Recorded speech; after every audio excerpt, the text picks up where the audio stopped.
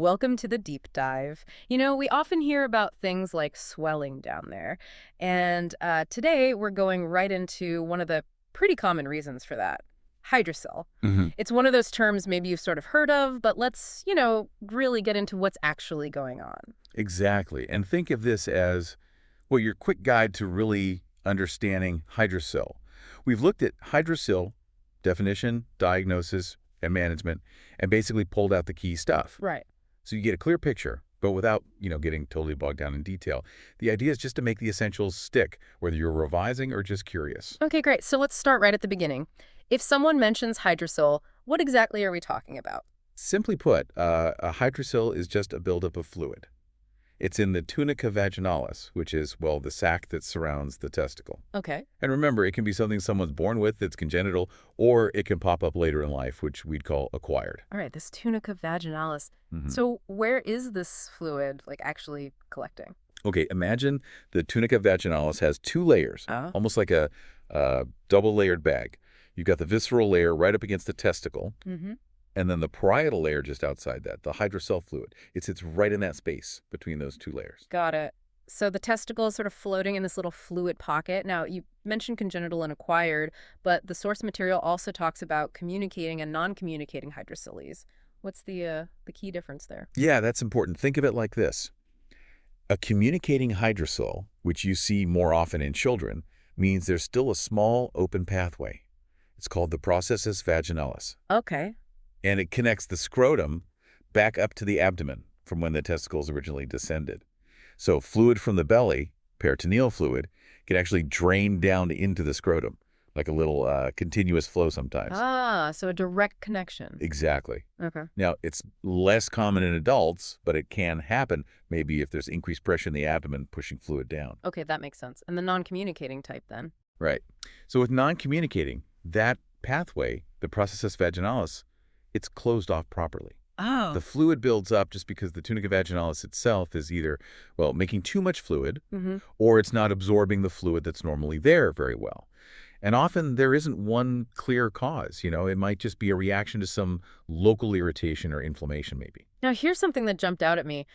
Hydrocelses can sometimes be secondary to other problems. Why is that significant? Oh, that's a really crucial point, especially for diagnosis. A hydrocele might not be the primary issue On itself. tape, okay. It could be a sign that something else is happening, like an infection epididymoorchitis, Hmm. that's infection of the testicle and the tube behind it, or testicular torsion, a twisted testicle. Which is an emergency. Absolutely emergency, or even sometimes a testicular tumor. So it really highlights why any new scrotal swelling absolutely needs a proper checkup to rule out these more serious possibilities. Okay, so we know the what's. Now, why does this fluid imbalance happen? What's the etiology, the cause? Well, fundamentally, like you said, it's that balance being off, either too much fluid being made or not enough being soaked back up by the tunica vaginalis. That's the core issue. And for those congenital ones in baby boys, what's the main driver there? For the congenital type in males, the key cause is that pathway staying open, the patent processus vaginalis. Just think patent means open. Open for business, letting fluid down. Pretty much, yeah. Allowing that abdominal fluid to find its way into the scrotum. And what about in females? The source mentions them too. Yeah, it's less common or maybe just less talked about, but females can get similar fluid collections along something called the canal of Nuck. And these can also be congenital or acquired, kind of mirroring the situation in males. Interesting. Okay, so who's more likely to get a hydrocele? What are the risk factors we should maybe keep in mind? Generally speaking, older age is a factor. They tend to become more common as men get older. Yeah. Also, things like scrotal trauma, getting injured down there, can sometimes set one off. Infections in the scrotum, or even having had a hernia before. Basically, anything that messes with the normal fluid production or drainage in that area can increase the risk. And for the congenital hydroceles, the ones babies are born with, any specific risks there? Yes, there are. Being born prematurely, having a low birth weight, and sometimes even a family history of hydroceles seem to make the congenital hydrocele a bit more likely. And for the acquired ones, the ones that develop later on? For acquired hydroceles, well, things like inflammation or infection in the scrotum, like we mentioned, are definite risks. Right. Having had previous surgery in the scrotum can sometimes be a trigger too. And interestingly, sometimes conditions that cause general fluid retention in the body, think heart failure or severe liver disease can also contribute to a hydrocele developing. Okay, so we've got the definition, the why, and who's at risk. Let's go a bit deeper now into sort of the biology of it, the pathophysiology. So the core mechanism, again, is that imbalanced fluid production versus fluid absorption right there in the sac around the testes, or ovaries in females along the canal of Nuck. Right, the imbalance. In the congenital case, it's that persistent connection, the patent processus vaginalis, acting like a leaky pipe from the abdomen down into the scrotum. Allowing that peritoneal fluid to collect. Exactly. But with the acquired type, the problem is more local, right within the tunica vaginalis itself. Either the cells lining it start making too much fluid, Okay. or the system that normally absorbs the fluid just isn't keeping up. And the result is the same either way. The end result is, that characteristic painless swelling. Usually in the scrotum, but sometimes it can feel like it extends a bit up towards the groin too. Okay. Now, if someone presents with swelling, how do you figure out if it is a hydrocele and not something else? What are the main things on the differential diagnosis list? Yeah, this is super important, avoiding misdiagnosis. Several things can look or feel like a hydrocele. An inguinal hernia, for instance. Where bowel pushes through. Exactly. Part of the bowel pushes into the groin or scrotum, causing a bulge. Then there's a varicocele that's enlarged veins in the scrotum. People often say it feels like a bag of worms. Okay, definitely sounds different. What else? Well, crucially, testicular torsion. We mentioned it before. The testicle twists, cuts off blood supply. It's an emergency, and the key difference is usually intense pain. Remember, hydroceles are typically painless. Pain is the big red flag. It really is.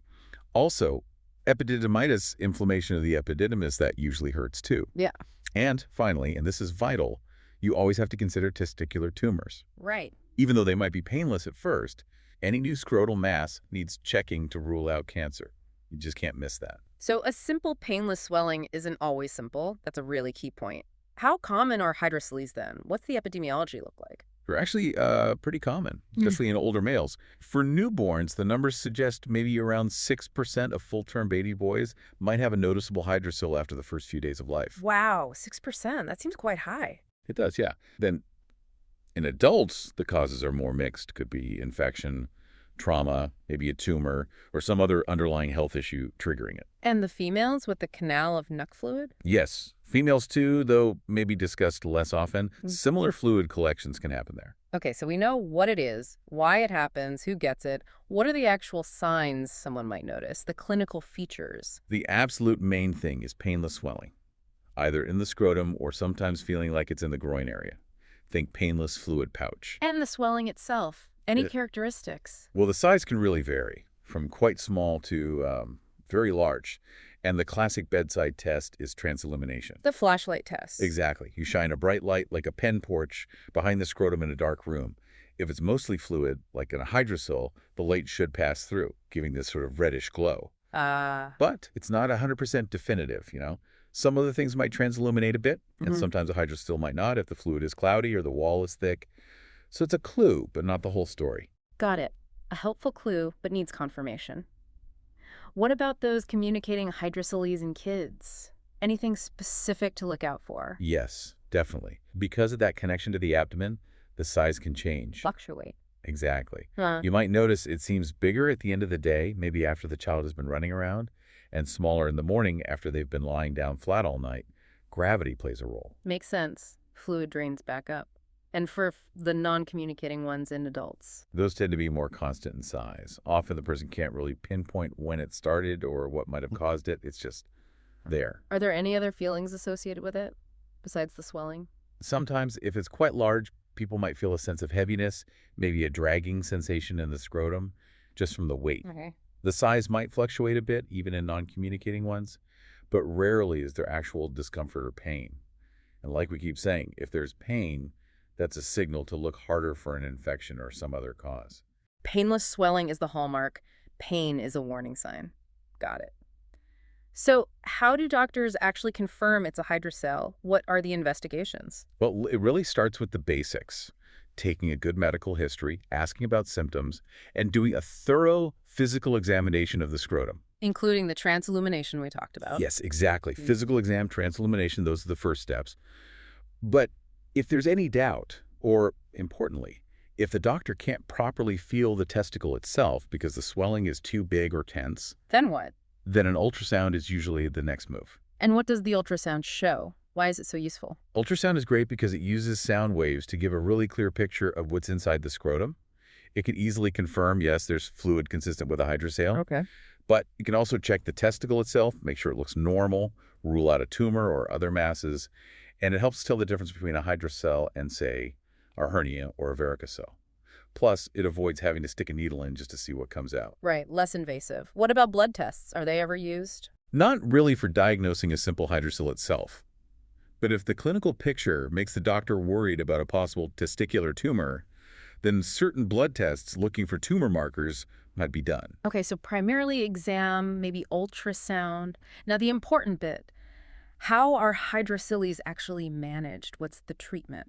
It depends. For infants with those congenital hydroceles, because so many of them just resolve on their own within the first year or maybe two. As that pathway closes. Exactly, as the processus vaginalis closes naturally.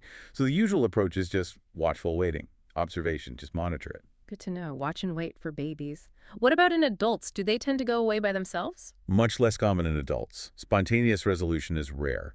So if an adult hydrocele is causing bother, maybe a discomfort, it's very large, it affects their daily life, or they don't like the appearance, then surgery is often the way to go.